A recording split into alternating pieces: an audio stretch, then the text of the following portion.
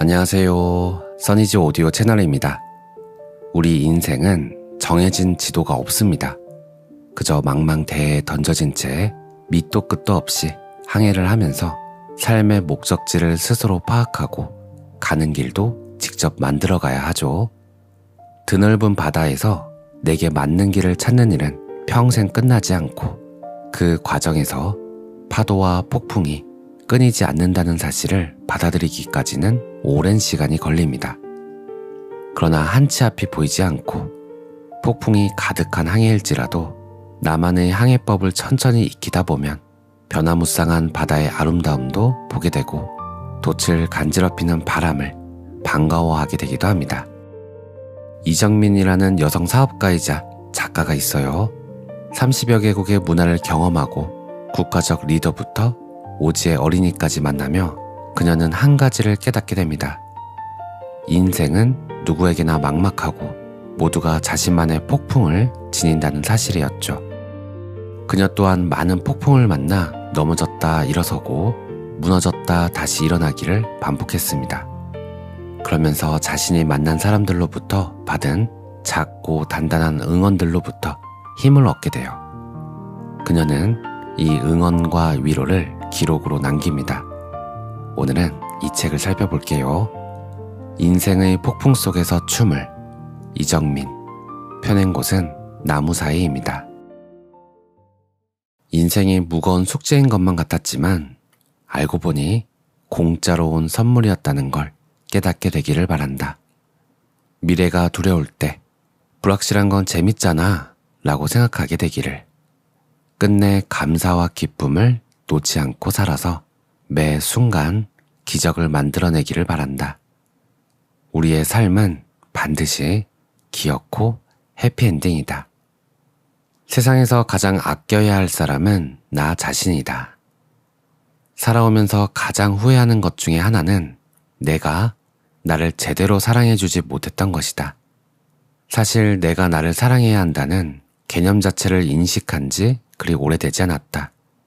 직장에서 일할 때 나는 상사의 지시나 고객의 요구를 너무 앞세운 나머지 나의 시간과 에너지를 그들을 만족시키는데 과하게 희생시키곤 했다. 나는 그들을 배려하며 제대로 일하고 있다고 믿었지만 이것이 나를 갉아먹을 줄은 몰랐던 것이다. 아직 단단하지 못한 시절이었다. 그런데 어느 날 한 동료가 상사의 명령과 고객의 피로 사이에서 고뇌하며 힘들어하는 나에게 말했다. 그건 대비 네가 너 자신을 사랑하지 않아서 그래.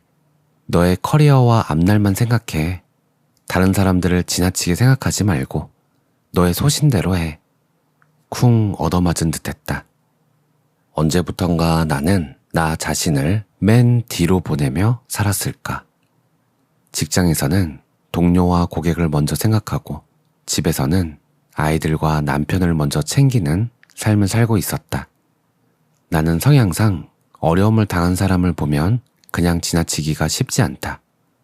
미국의 사회학자 찰스 쿨리가 말한 거울 효과, 즉 타인의 감정을 그대로 느끼고 따라하는 현상이 나에겐 유독 강하게 발현되는 건지, 다른 사람들의 슬프고 상처받은 이야기를 들으면 마치 내가 그 일을 당하는 것처럼 아프다. 종종 그것이 너무나 강렬해 누군가를 도우려다 나 자신의 필요를 간과하는 일이 있어서 이제는 나를 지키기 위한 경계선을 두어야 한다고 스스로에게 상기시킨다. 심지어 나의 아이들도 나에게 공감하되 과공감은 하지 말라고 주의를 주기도 하니 안팎으로 브레이크가 있는 셈이다. 우리는 선한 마음으로 살아가되 단호함도 함께 갖추어야 하는데 일이나 계약관계 등에서는 특별히 더 그래야 한다. 자신을 보호하는 결연함이 없을 때는 상대방이 갑이든 을이든 우리를 이용하곤 한다. 나를 사랑하는 것은 이기적인 것과는 다르다. 비행기가 이륙하기 전에 늘 하는 안전교육에서도 긴급 상황에서 산소 마스크는 자신 것을 먼저 쓰라고 교육한다.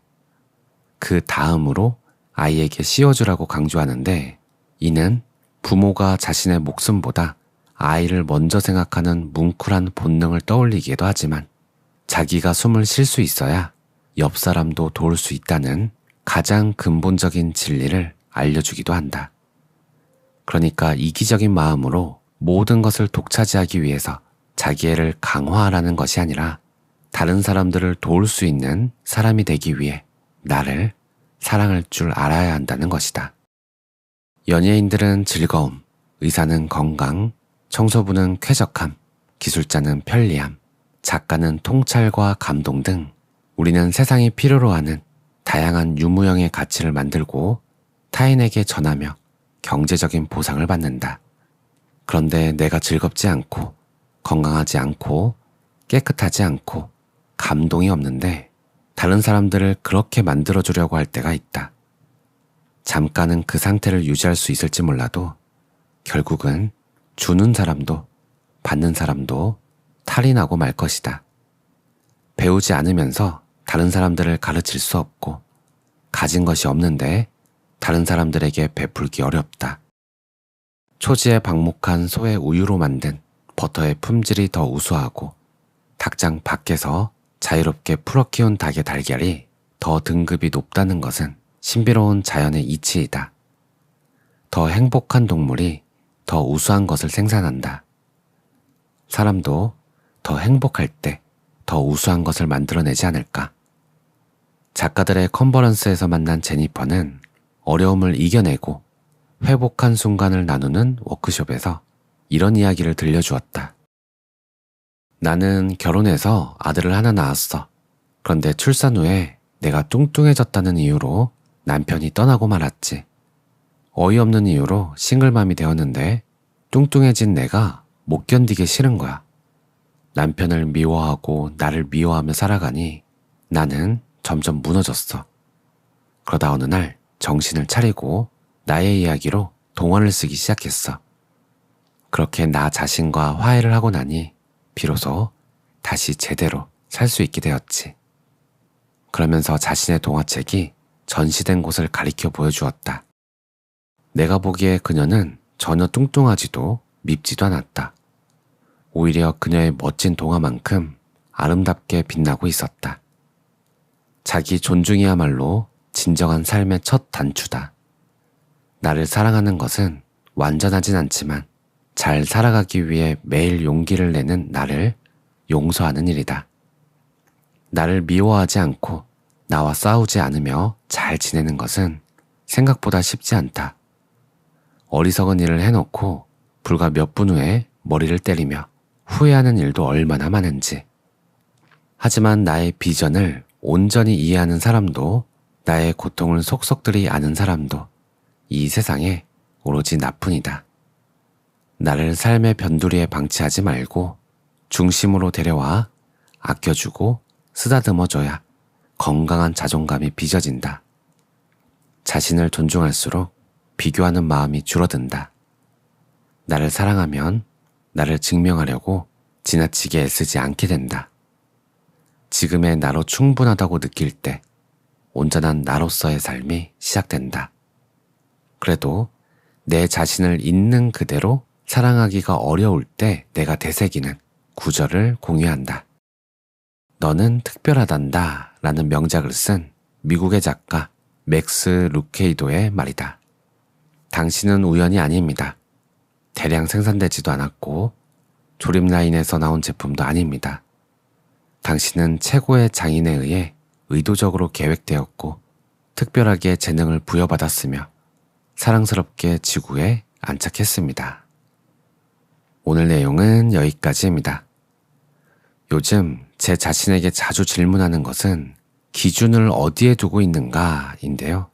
가만히 제 자신을 알아차려 보면 의식을 지금 이 순간에 기준을 둘 때도 있고 나에게 기준을 둘 때도 있고 상대가 했던 말에 기준을 둘 때도 있어요. 이 기준을 어디에 두느냐에 따라서 제 상태의 변화가 있더라고요. 그래서 생각날 때마다 묻습니다. 지금 어디에 기준을 두고 있는가?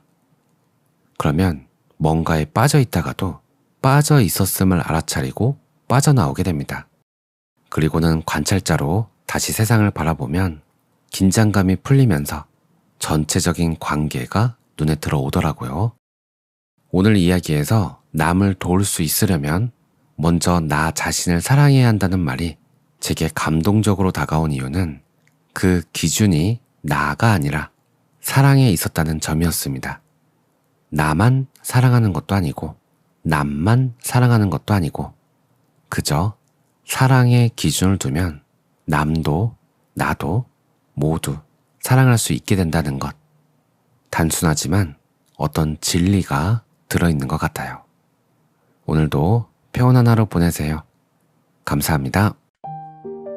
안녕하세요. 써니지 오디오 채널입니다. 우리 인생은 정해진 지도가 없습니다. 그저 망망대해에 던져진 채 밑도 끝도 없이 항해를 하면서 삶의 목적지를 스스로 파악하고 가는 길도 직접 만들어가야 하죠. 드넓은 바다에서 내게 맞는 길을 찾는 일은 평생 끝나지 않고 그 과정에서 파도와 폭풍이 끊이지 않는다는 사실을 받아들이기까지는 오랜 시간이 걸립니다. 그러나 한치 앞이 보이지 않고 폭풍이 가득한 항해일지라도 나만의 항해법을 천천히 익히다 보면 변화무쌍한 바다의 아름다움도 보게 되고 돛을 간지럽히는 바람을 반가워하게 되기도 합니다. 이정민이라는 여성 사업가이자 작가가 있어요. 30여 개국의 문화를 경험하고 국가적 리더부터 오지의 어린이까지 만나며 그녀는 한 가지를 깨닫게 됩니다. 인생은 누구에게나 막막하고 모두가 자신만의 폭풍을 지닌다는 사실이었죠.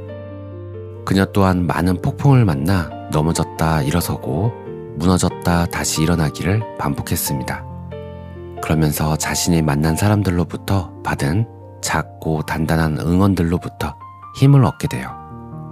그녀는 이 응원과 위로를 기록으로 남깁니다. 오늘은 이 책을 살펴볼게요.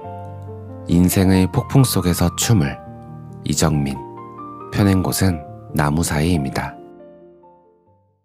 인생이 무거운 숙제인 것만 같았지만 알고 보니 공짜로 온 선물이었다는 걸 깨닫게 되기를 바란다. 미래가 두려울 때 불확실한 건 재밌잖아 라고 생각하게 되기를. 끝내 감사와 기쁨을 놓지 않고 살아서 매 순간 기적을 만들어내기를 바란다. 우리의 삶은 반드시 귀엽고 해피엔딩이다. 세상에서 가장 아껴야 할 사람은 나 자신이다. 살아오면서 가장 후회하는 것 중에 하나는 내가 나를 제대로 사랑해주지 못했던 것이다. 사실 내가 나를 사랑해야 한다는 개념 자체를 인식한 지 그리 오래되지 않았다. 직장에서 일할 때 나는 상사의 지시나 고객의 요구를 너무 앞세운 나머지 나의 시간과 에너지를 그들을 만족시키는데 과하게 희생시키곤 했다. 나는 그들을 배려하며 제대로 일하고 있다고 믿었지만 이것이 나를 갉아먹을 줄은 몰랐던 것이다. 아직 단단하지 못한 시절이었다. 그런데 어느 날 한 동료가 상사의 명령과 고객의 피로 사이에서 고뇌하며 힘들어하는 나에게 말했다. 그건 대비 네가 너 자신을 사랑하지 않아서 그래. 너의 커리어와 앞날만 생각해. 다른 사람들을 지나치게 생각하지 말고 너의 소신대로 해. 쿵 얻어맞은 듯 했다. 언제부턴가 나는 나 자신을 맨 뒤로 보내며 살았을까? 직장에서는 동료와 고객을 먼저 생각하고 집에서는 아이들과 남편을 먼저 챙기는 삶을 살고 있었다. 나는 성향상 어려움을 당한 사람을 보면 그냥 지나치기가 쉽지 않다. 미국의 사회학자 찰스 쿨리가 말한 거울 효과, 즉 타인의 감정을 그대로 느끼고 따라하는 현상이 나에겐 유독 강하게 발현되는 건지, 다른 사람들의 슬프고 상처받은 이야기를 들으면 마치 내가 그 일을 당하는 것처럼 아프다. 종종 그것이 너무나 강렬해 누군가를 도우려다 나 자신의 필요를 간과하는 일이 있어서 이제는 나를 지키기 위한 경계선을 두어야 한다고 스스로에게 상기시킨다. 심지어 나의 아이들도 나에게 공감하되 과공감은 하지 말라고 주의를 주기도 하니 안팎으로 브레이크가 있는 셈이다. 우리는 선한 마음으로 살아가되 단호함도 함께 갖추어야 하는데 일이나 계약 관계 등에서는 특별히 더 그래야 한다. 자신을 보호하는 결연함이 없을 때는 상대방이 갑이든 을이든 우리를 이용하곤 한다. 나를 사랑하는 것은 이기적인 것과는 다르다. 비행기가 이륙하기 전에 늘 하는 안전교육에서도 긴급 상황에서 산소 마스크는 자신 것을 먼저 쓰라고 교육한다. 그 다음으로 아이에게 씌워주라고 강조하는데, 이는 부모가 자신의 목숨보다 아이를 먼저 생각하는 뭉클한 본능을 떠올리기도 하지만, 자기가 숨을 쉴 수 있어야 옆 사람도 도울 수 있다는 가장 근본적인 진리를 알려주기도 한다. 그러니까 이기적인 마음으로 모든 것을 독차지하기 위해서 자기애를 강화하라는 것이 아니라, 다른 사람들을 도울 수 있는 사람이 되기 위해 나를 사랑할 줄 알아야 한다는 것이다. 연예인들은 즐거움, 의사는 건강, 청소부는 쾌적함, 기술자는 편리함, 작가는 통찰과 감동 등 우리는 세상이 필요로 하는 다양한 유무형의 가치를 만들고 타인에게 전하며 경제적인 보상을 받는다. 그런데 내가 즐겁지 않고 건강하지 않고 깨끗하지 않고 감동이 없는데 다른 사람들을 그렇게 만들어주려고 할 때가 있다. 잠깐은 그 상태를 유지할 수 있을지 몰라도 결국은 주는 사람도 받는 사람도 탈이 나고 말 것이다. 배우지 않으면서 다른 사람들을 가르칠 수 없고, 가진 것이 없는데 다른 사람들에게 베풀기 어렵다. 초지에 방목한 소의 우유로 만든 버터의 품질이 더 우수하고, 닭장 밖에서 자유롭게 풀어 키운 닭의 달걀이 더 등급이 높다는 것은 신비로운 자연의 이치이다. 더 행복한 동물이 더 우수한 것을 생산한다. 사람도 더 행복할 때 더 우수한 것을 만들어내지 않을까? 작가들의 컨퍼런스에서 만난 제니퍼는 어려움을 이겨내고 회복한 순간을 나누는 워크숍에서 이런 이야기를 들려주었다. 나는 결혼해서 아들을 하나 낳았어. 그런데 출산 후에 내가 뚱뚱해졌다는 이유로 남편이 떠나고 말았지. 어이없는 이유로 싱글맘이 되었는데 뚱뚱해진 내가 못 견디기 싫은 거야. 남편을 미워하고 나를 미워하며 살아가니 나는 점점 무너졌어. 그러다 어느 날 정신을 차리고 나의 이야기로 동화를 쓰기 시작했어. 그렇게 나 자신과 화해를 하고 나니 비로소 다시 제대로 살 수 있게 되었지. 그러면서 자신의 동화책이 전시된 곳을 가리켜 보여주었다.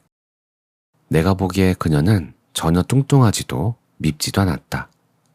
오히려 그녀의 멋진 동화만큼 아름답게 빛나고 있었다. 자기 존중이야말로 진정한 삶의 첫 단추다. 나를 사랑하는 것은 완전하진 않지만 잘 살아가기 위해 매일 용기를 내는 나를 용서하는 일이다.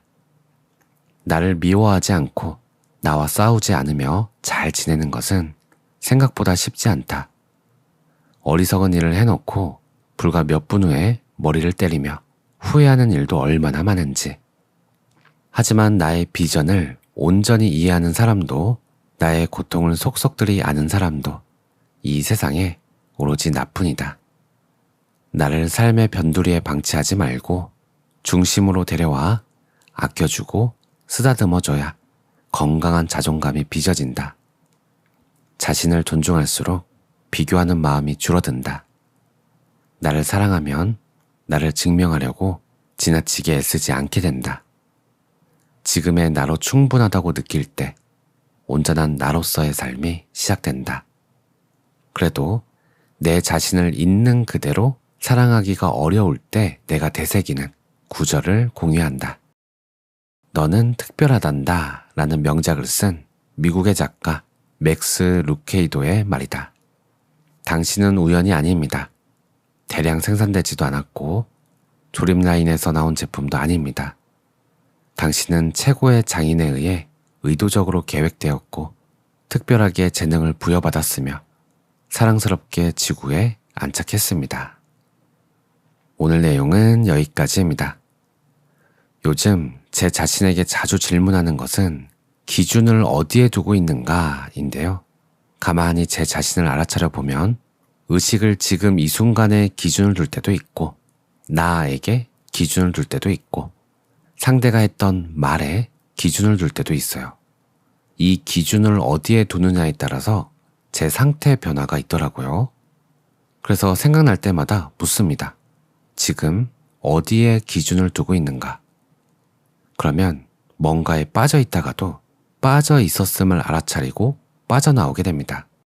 그리고는 관찰자로 다시 세상을 바라보면 긴장감이 풀리면서 전체적인 관계가 눈에 들어오더라고요. 오늘 이야기에서 남을 도울 수 있으려면 먼저 나 자신을 사랑해야 한다는 말이 제게 감동적으로 다가온 이유는 그 기준이 나가 아니라 사랑에 있었다는 점이었습니다. 나만 사랑하는 것도 아니고 남만 사랑하는 것도 아니고 그저 사랑의 기준을 두면 남도 나도 모두 사랑할 수 있게 된다는 것. 단순하지만 어떤 진리가 들어있는 것 같아요. 오늘도 평온한 하루 보내세요. 감사합니다.